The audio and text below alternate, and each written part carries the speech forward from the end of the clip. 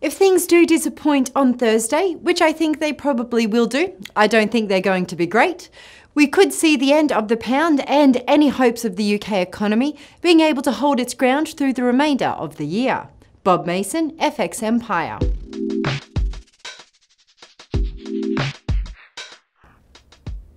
This week there will be a lot of data out from China, including inflation and trade.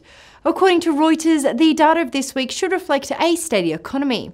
What do you think we can expect? Yeah, we've seen the IMF upwardly revise its economy growth projections a couple of weeks ago, and it was off the back of a solid first quarter.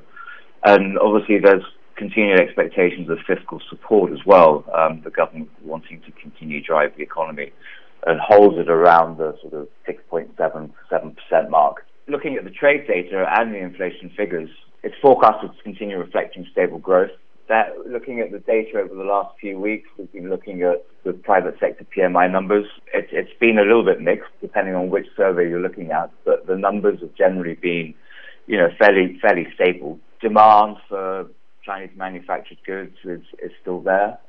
The global economic outlook remains positive, so there's no reason to expect anything negative out of the trade data. I think one of the more interesting elements will be the loan growth figures that are coming out also this week. The IMF had highlighted that credit growth is one of the key considerations over the sort of Chinese economy's medium-term outlook, and it poses a downside risk along with the government's fiscal policy measures. So those numbers are forecasted to be a little bit softer from June figures. So that might be taken as a slight negative. But from a trade perspective, I think the numbers should be all right. And obviously focus is not just on exports, but also on imports as well for economies within the region. And I think trade data will be okay, and I just have slight concern over the loan growth numbers and whether they are going to be as weak as they're actually forecasted.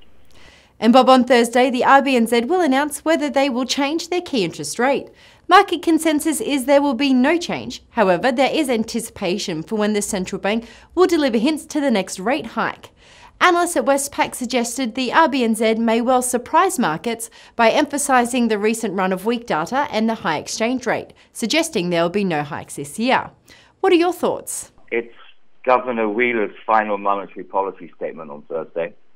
I think there's very few people, if any, that are actually expecting, the RBNZ to sort of move towards a rate hike or even move on rates, this week. I think as he heads for the door, it's definitely going to be status quo from his perspective. He's not going to want to, rock the boat. But I think looking at the recent data, you've got, second quarter inflation numbers that disappointed. Inflation was softer.